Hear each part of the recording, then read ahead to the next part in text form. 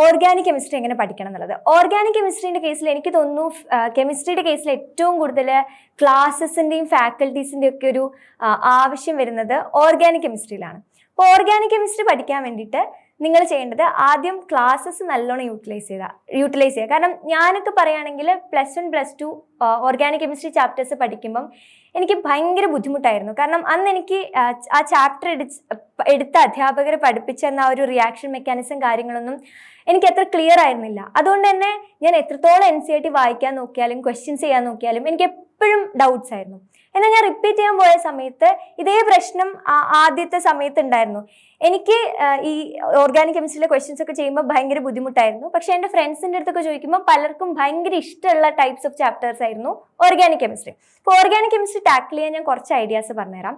Reaction mechanism എന്ന് പറയുന്ന chapter, അല്ലെങ്കിൽ നമ്മൾ +1 കെമിസ്ട്രിയിൽ പഠിക്കുന്ന 2 ചാപ്റ്റേഴ്സ് ആണ് ഇതിൻ്റെ ഏറ്റവും മെയിൻ ആയിട്ടുള്ള, അതിൻ്റെ ഏറ്റവും കോർ ആയിട്ടുള്ള ഒരു ചാപ്റ്റേഴ്സ് എന്ന് പറയുന്നത്. അപ്പോൾ ആ റിയാക്ഷൻ മെക്കാനിസം നിങ്ങളെ എത്ര ഡെപ്തിൽ നിങ്ങൾക്ക് റിയാക്ഷൻ മെക്കാനിസം പഠിക്കാൻ പറ്റുമോ അങ്ങനെ റിയാക്ഷൻ മെക്കാനിസം പഠിക്കാം. അത് കഴിഞ്ഞതിന് ശേഷം നിങ്ങൾ ബാക്കിയുള്ള ചാപ്റ്റേഴ്സ് ഒക്കെ വരുന്നുണ്ടല്ലോ, അതിൽ കുറേ നെയിംഡ് റിയാക്ഷൻസ്, പിന്നെ വീണ്ടും ഈ റിയാക്ഷൻ മെക്കാനിസം റിലേറ്റഡ് കുറേ കാര്യങ്ങളൊക്കെ അടുത്തടുത്ത ചാപ്റ്റേഴ്സിലൊക്കെ പഠിക്കാനുണ്ട്.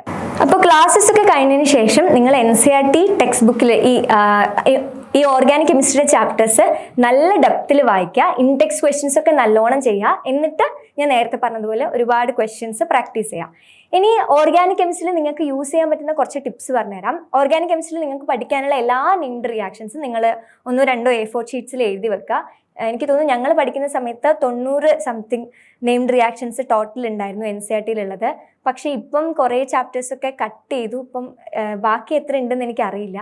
അപ്പോൾ നിങ്ങൾക്ക് ഉള്ളതൊക്കെ എഴുതി വെച്ചിട്ട് നിങ്ങളത് നല്ലോണം റിവൈസ് ചെയ്തിട്ട് പഠിക്കാം.